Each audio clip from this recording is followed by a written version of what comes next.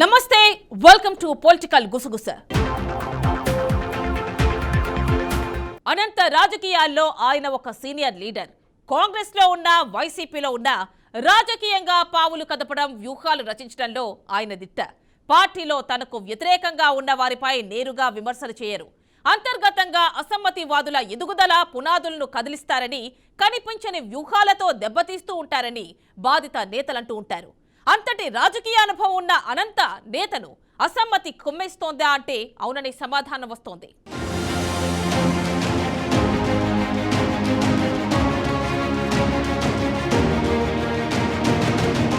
ఉమ్మడి అనంతపురం జిల్లాలో దశాబ్ద కాలంగా కాంగ్రెస్ పార్టీ రాజకీయాల్లో తిరుగులేని ఆధిపత్యం కొనసాగిస్తూ వచ్చారు వైసీపీ ఎమ్మెల్యే అనంత వెంకట్రామిరెడ్డి. ఎక్కువ కాలం అనంతపురం ఎంపీగా కొనసాగడం వల్ల కేంద్ర రాష్ట్ర స్థాయిల్లో రాజకీయంగా బలమైన సంబంధాలు ఏర్పడ్డాయి.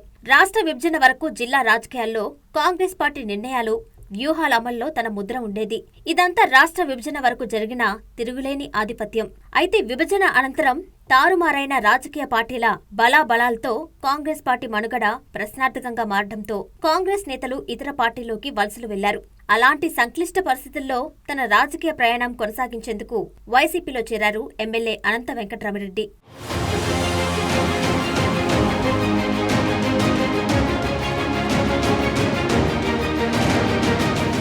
జిల్లాలో సీనియర్ నేతగా ఉన్న అనంత వెంకట్రామిరెడ్డికి కాంగ్రెస్ ప్రభుత్వ హయాంలో కేంద్రంలో మంత్రి పదవికి దాదాపుగా పేరు ఖరారు చేసిన చివరి క్షణంలో కడప జిల్లా ఎంపీ సాయి ప్రసాద్ ను కేంద్ర మంత్రి పదవి వరించింది.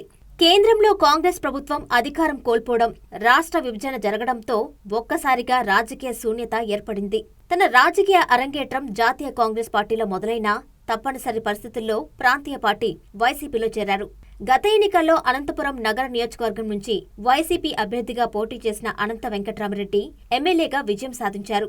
ఎంపీగా ఉన్న అనుభవం, కీలకమైన జిల్లా కేంద్రం నుంచి విజయం సాధించిన వైసీపీ ప్రభుత్వంలో ఆయనకు మంత్రిగా అవకాశం దక్కలేదు. మంత్రి కావాలి అన్న తన రాజకీయ జీవిత కళ అటు కేంద్ర స్థాయిలో ఇటు రాష్ట్ర స్థాయిలో నెరవేరలేదు.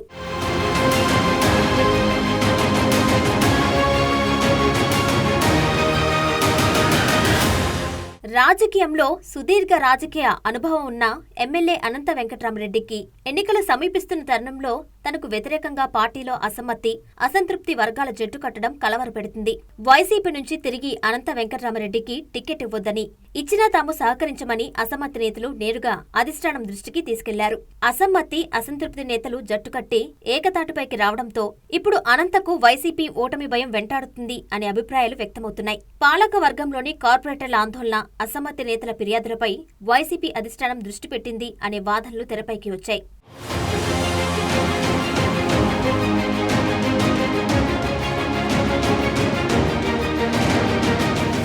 ఎన్నికలు సమీపిస్తున్న తరుణంలో అసంతృప్తిగా ఉన్న 10 మందికి పైగా కార్పొరేటర్లు పార్టీ మారేందుకు సిద్ధమైనట్లు విశ్వసనీయ సమాచారంతో ఎమ్మెల్యే వర్గం రంగంలోకి దిగి ఉజ్జగింపుల పర్వం కొనసాగిస్తున్నట్లు తెలుస్తుంది.